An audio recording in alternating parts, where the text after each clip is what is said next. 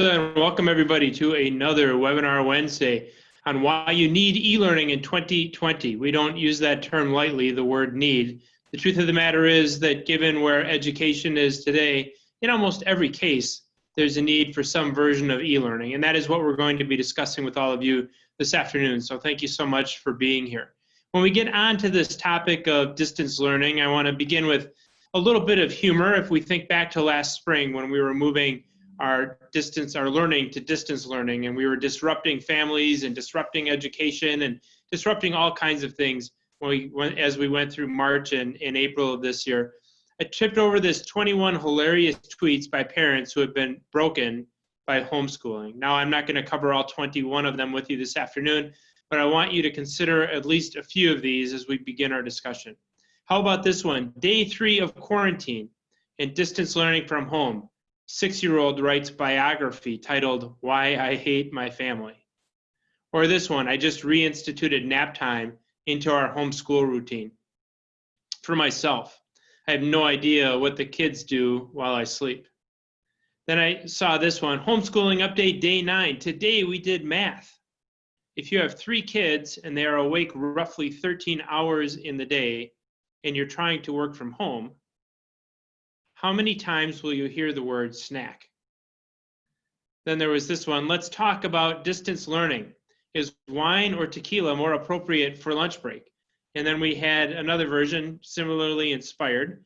The 4 pillars of my home school, said this particular parent: caffeine, alcohol, pajamas, and crying. And finally, this one, if you had asked me what the hardest part of battling a global pandemic would be, I would never have guessed teaching elementary school math.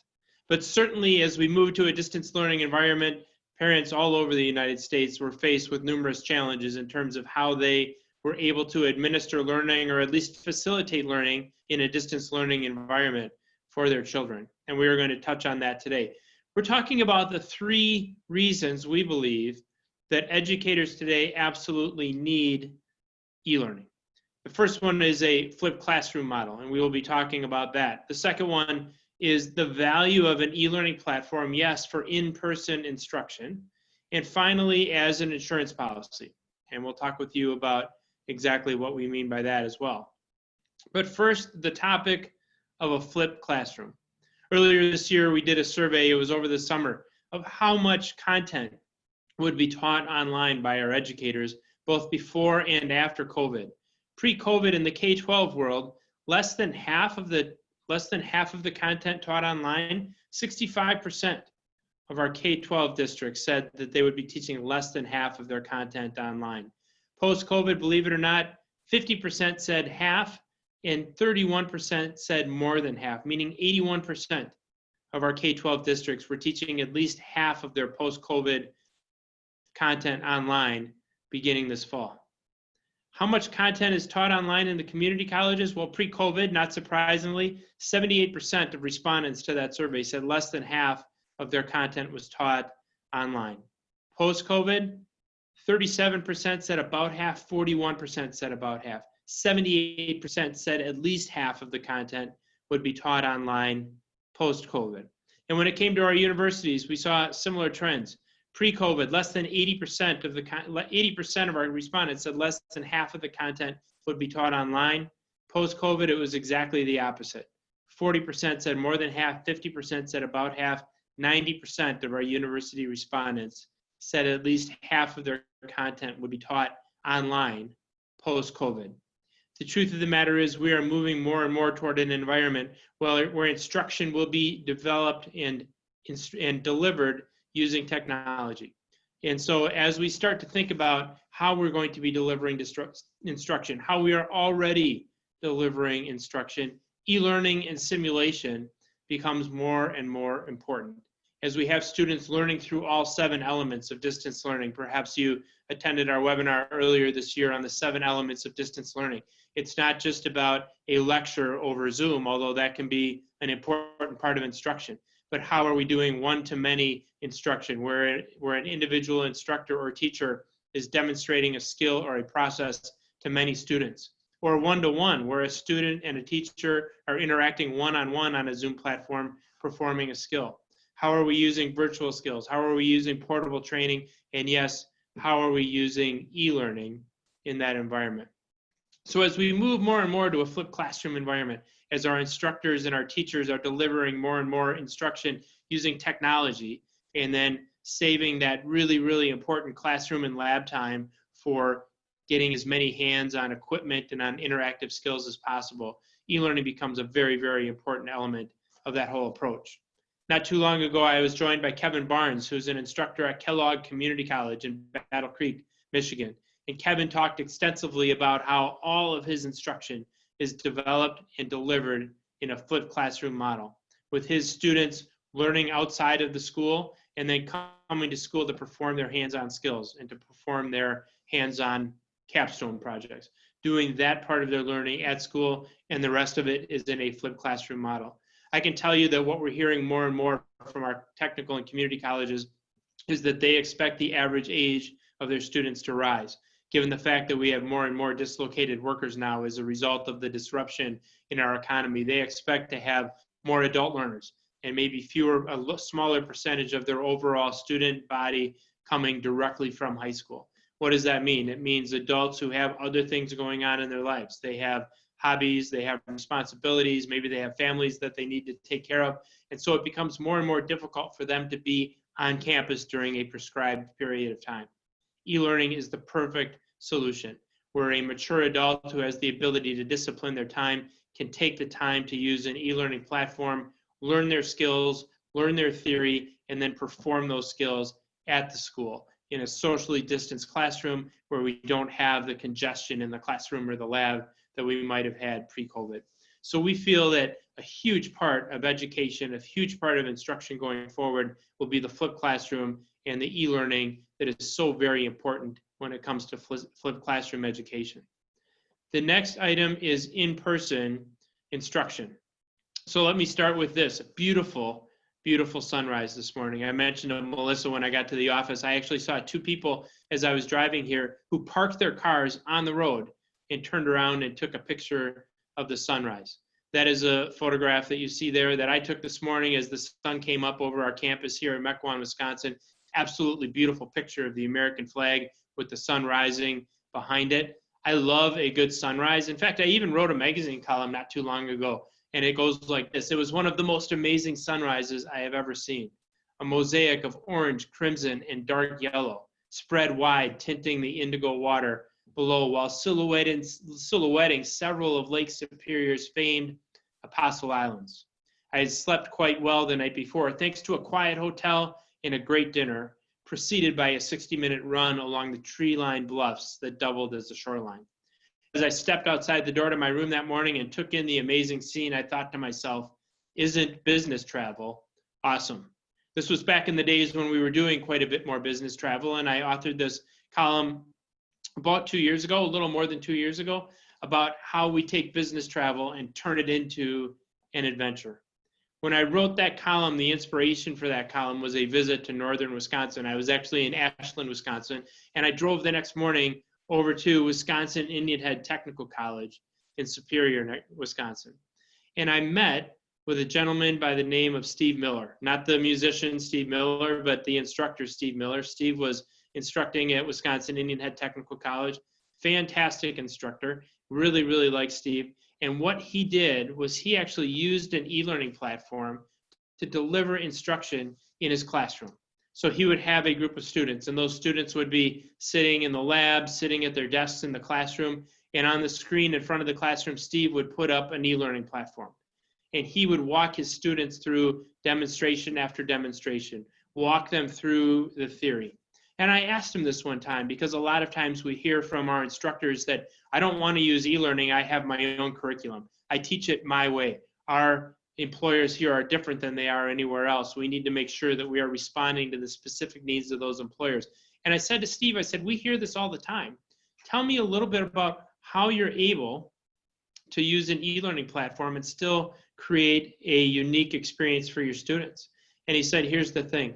I use the e-learning to teach the theory. I use the e-learning to teach the skills. A fluid power circuit is the same in Superior, Wisconsin as it is anywhere else in the country. But what I can do then is pause from the e-learning and explain to my students how that is different here in Superior and how hydraulics or pneumatics might be used a little bit differently in northwestern Wisconsin than they may in some other part of the country. But he said it's a great platform for me to teach my theory. I can also draw from personal experience and give example after example of things that I've seen done right and wrong during my years and years in industry, and even using the e-learning platform or the simulator to be able to explain to my students what it was that I saw being done correctly or incorrectly. What a great example of how to use e-learning. While we're on the topic of Steve Miller, and Steve retired a year or two ago, let me share this story with you. One of my proudest moments as a supplier, the Indian header really to any college, was when Steve talked to us about one of his students who was in the middle of his coursework, was deployed to the Middle East and was serving our country and our country's military in the Middle East. That young person was able to continue their instruction, was able to continue their coursework through the magic of e-learning, and could continue working toward their degree, even though they were thousands and thousands of miles away, halfway across the world. What a great example of how we can use e-learning to deliver instruction and how flexible that model can be. When it comes to virtual simulators, the list is endless. I just have a couple of examples up here on the screen, but we can simulate just about any manufacturing process using an e-learning platform. We can teach theory for just about any manufacturing or STEM process using an e-learning platform. And so the truth of the matter is that there aren't too many topics from science to technology to advanced manufacturing to math and engineering that we can't teach in part using an e-learning platform. Number 3 on our list today is using e-learning as an insurance policy. Let's talk about this. And I want to start by talking about mold. This is one of my favorite insurance stories. This goes back a few years, and some of you may remember when the topic of mold was a really, really big issue in the risk management world. It still is, but it was a hot topic here going back a few years, where if you had an industrial manufacturing operation, if you had a commercial piece of real estate, and you had mold growing in that real estate, and you had to mitigate that problem, what was the insurance company's responsibility, and what was your responsibility as an employer or as a property owner? And so I got this letter. I received this letter from our insurance property and casualty insurance agent, and I kept it forever. I still have a copy of it. He says, "We have received many inquiries in recent weeks about our coverage of mold." And he said, "Mold is constantly at the forefront of insurers' minds." Now, I can tell you, having worked with a number of people in the insurance industry, that that is a true topic, and it's not just about the mold that might be growing in your property, but it can also be a topic about what might be growing in the actual forefront of that insurer's mind. I always kept that letter as a reminder to proofread the letters that I send out and remember that there might be more than one interpretation of a sentence that I put into a letter. So in the whole world of insurance, I want to talk about this right now. I want you to look at this list of states. And some of those are starred. Those are states that we work directly in. We have a lot of activity in the states that have the asterisks by them. Fascinating work done just this week by my friends at MSSC. In fact, I have a conversation with Leo Reddy, who's the CEO of MSSC, scheduled for not too long from now, later this afternoon. They did a fascinating study, and what they did was they looked at every single state. Do you want to know what this list of states is? In this COVID era, these are all the states that have reopened their schools, that have allowed their schools to reopen to the public, to reopen to their students. So it's an interesting list, and if memory serves, it's about 22 total states of the 50 that have reopened. And then there's this list. There are 6 states on this list. This is the list of states that are reopening. So now we're up to about 28 states that have either reopened their schools or are in the process of reopening their schools. But there are 2 other lists that Leo and the group at MSSC shared with us. This is the 3rd list. This is the list of school districts and of states that are pausing their reopening plans, that have started to reopen and have looked at cases, have looked at positive tests, and have said, you know what, we're not quite ready to continue our opening. And so they have paused the opening of their school districts. There's one more list. This is an interesting list as well. These states are on the list of those that have reopened and have not only paused, but are reversing that trend, are saying not only are we not opening any more schools, but we're going to scale back a little bit. We are going to become even more careful about which school districts are opening and which ones aren't, and which students are going to school in person and which ones are learning in a distance learning environment. Folks, the truth of the matter is it doesn't matter which of these groups we're in. We are all at risk of going back to a distance learning environment. Do you carry car insurance? This is another interesting statistic I picked up this week. Believe it or not, 13% of people in the United States don't carry car insurance. Depending on the state, the rate can be as high as 26.7%. There are approximately 32 million uninsured drivers on the road. I can't imagine getting up in the morning and getting into my car and driving to work or driving somewhere else, knowing that if, heaven forbid, I'm involved in or I cause a car accident, that I don't have any backstop, that I don't have any reassurance that those costs will be covered. But apparently 13% of our fellow Americans get up every morning and do exactly that. Car insurance is really important because we don't know what the future will hold. Do you carry car insurance? What about instruction insurance? Even if your school district today is in person, even if you are instructing your students in the classroom, or you have the AB model where some are there on Monday and some are there on Tuesday, there is no insurance, there is no guarantee that that is the way it's going to stay. Because the truth of the matter is, none of us know, and I would venture to guess that a number of the states that were on that list that are now reversing had no idea that they would be going back to a distance learning model. But in those states and in several others, it's either happening or at the risk of happening. So some of us have reopened, and some of us are reopening. Some of us are pausing, some of us are reversing, but there are no guarantees that just because we're open today, that we will be open for the rest of the year. And I can tell you, I sit in on a lot of school board meetings. I sit in on a lot of meetings between parents and educators. I watch them online. I read about them in the newspaper. The 4 pillars of my homeschool being caffeine, alcohol, pajamas, and crying. I can tell you that that sense of humor that many people use to get through this crisis in March and April, that sense of humor has waned. And that ability to take these things lightly isn't what it was. And that we all have stakeholders that won't give us the same pass at average or sub-average distance learning, that we have to be on our game, that we have to be able to deliver that distance learning in a way that is interactive, that is engaging for our students, that helps them understand that distance learning can be exactly like playing a video game or very similar to playing a video game with high-level graphics and tons of interaction. And it is a great way to augment fantastic teacher instruction and instructor delivery via Zoom or whatever other platform that we're using.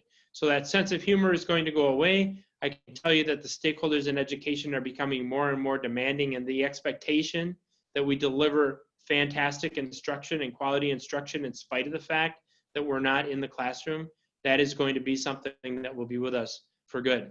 So we have to think about how we give our students experiences that are interactive, that have phenomenal graphics on them, that allow them to make their own decisions, to determine whether or not they're grasping the content, to move along at their own pace, and to do a variety of skills, virtual skills, knowledge checks in a virtual platform. This will never replace in-person instruction. It will never replace in-person skills, but it can augment them and create a much more interactive opportunity for our students. So again, the reasons we need e-learning. Number one, a flipped classroom environment. These are here to stay. They are working really, really well in a number of different technical and community colleges. And as the average age of our learners starts to climb, as we expect it will here in the COVID era, as we have more and more dislocated workers, the e-learning platform and enabling students to perform self-guided instruction outside of the classroom and then come to the lab to do their hands-on skills, that is a trend that is going to be with us. Number two, in-person instruction. E-learning and the virtual trainers that are embedded in it can be a great platform for teaching one-to-many in the classroom, putting the e-learning platform up on the screen putting the virtual simulator up on the screen, just like Steve Miller did, and lecturing our students in a way that we use it as a tool to deliver the learning. And finally, as an insurance policy, none of us, no matter what status our state or our district is in, has any guarantee that we won't be back to 100% distance learning. And we all know that that can happen with the flip of a switch. If and when it does, will your district and your program be ready for that change? So with that, Melissa, I want to thank our attendees for being with us today, and also see if we had any e-learning or any questions on e-learning that came across during the presentation. Thanks, Matt. One of the questions I think is, it's great because it's I think it's an obstacle to e-learning that we hear a lot from educators. This educator says, I spend a lot of my time planning my lesson plans, and I just don't have the bandwidth to try to learn a whole new LMS and back-end platform. I guess, Matt, can you speak to that as an obstacle and how we can help kind of mediate some of that, that learning on new LMSs? Absolutely. Well, first of all, credit to that instructor or that teacher for the time that they invest in putting together their lesson plans. And no doubt their students are definitely the beneficiary of that. A couple of things. The first one is that every lesson plan is going to include learning outcomes. It's going to include competencies and or skills as part of that lesson plan. There's a pretty fine-tuned, streamlined way to align what is in that document with individual modules or even individual objectives within an e-learning platform. So literally creating custom courses around what that specific lesson plan is. We and many others have a team of people that do exactly that, that their whole job is just working with instructors and teachers, looking at lesson plans, looking at learning outcomes, and then helping that instructor, or actually even doing the work for them in some cases, to create that custom e-learning platform that aligns almost perfectly to their individual lesson plan. Learning a new LMS can be a challenge as well. There's a couple of ways that we mitigate that. First of all, if a school already uses an LMS like Canvas or Blackboard, most of the solutions that we work with can swarm right into those solutions. In other words, a student goes into the school's LMS and it appears as though they're going right into a school delivered course. They don't even know that they're working on a back-end platform. And so that's another way. The third thing is, as easy as the LMS is to administer, and it's really not that complicated, we also have a team of people in our group that coach instructors, teachers, administrators through that process as well. So you've got somebody holding your hand the entire journey, and that's a really, really good question. Thank you, Matt. Another question is, how can instructors get buy-in from administration on this, the idea of using e-learning as a contingency plan? Well, you know, that's another really, really good question. I would point them back to some of the school board meetings that we've sat in, listening to the feedback from so many of the parents about the quality of instruction. And don't get me wrong, we have seen some incredibly creative and effective modes of delivery in an online and a distance learning platform. And credit to those teachers, instructors, professors, and administrators that have figured out how to solve that problem and to deliver a really, really interactive course in spite of the fact that a student is sitting at home as opposed to in the classroom. But I would start with this. The stakeholders of education, the parents of students, the students themselves are starting to demand that level of interaction. And we've all seen, and I've seen personally, the experience of a student sitting in a bedroom or sitting in the dining room on a computer and watching through a 45 or 50-minute lecture. It's not the same as being in the classroom. We have to find more interactive ways to deliver instruction and learning. The other thing I would point to is the fact that it works. And we've got case study after case study of how an e-learning platform definitely delivers competencies. And in the end, that is what education in a large part ought to be about, is making sure that we're equipping our students with the skills, the competencies, and the life skills that are important for them to be successful in whatever comes next. Wonderful, thank you, Matt. This individual asked specifically, what is that automotive simulator you showed at the beginning of your presentation? Yeah, absolutely. That thing's really, really cool. That's a hybrid simulation platform that's provided by one of our partners, LJ Create, and that's a really, really cool simulator. So you're actually, as you saw when we were going through that and kind of using it as the backdrop for the discussion, we're starting the vehicle, we're shifting gears, we're transferring power from the internal combustion engine to the battery and back and forth. We can do a cutaway of that so we can see exactly how power is flowing. That is just one example of literally hundreds and hundreds of simulators that are available on the market today. And you can see how interactive that example was and how well it delivers learning, and frankly, how fun it is for the student. So great question. I know our K-12 team led by Mike Dietrich would be happy to chat with anybody about that specific application. We also see that used extensively in our technical college automotive programs as well. But great question. It's LJ Create, and it's a hybrid vehicle simulator. Thanks, Matt. And I think we have time for one more question. I think this one is just a clarification on an earlier question, but so does Lab Midwest actually help instructors crosswalk their current curriculum with some of our e-learning solutions? Yep, great question. And we're always careful, as Melissa knows, that ATS Midwest is always careful not to turn these into commercials. This should be informational. You should leave these webinars feeling like you've learned something, not just been sold a product. That's not our intention, but certainly we have people on our staff that can walk you through how we break down a specific course and tie it back to individual competencies. We even have tools that we can tie it back to next-gen standards, state science standards, and math standards. So, whatever that standard is or whatever that scope and sequence is that we're trying to match, we have tools and we have people on our team that are capable of providing that assistance, and we're happy to do it. It's important work and it's part of the value we think we add. Perfect. I think that does it for our audience questions today. All right. Well, great discussion. Great topic. Really appreciate everybody joining us here on Webinar Wednesday.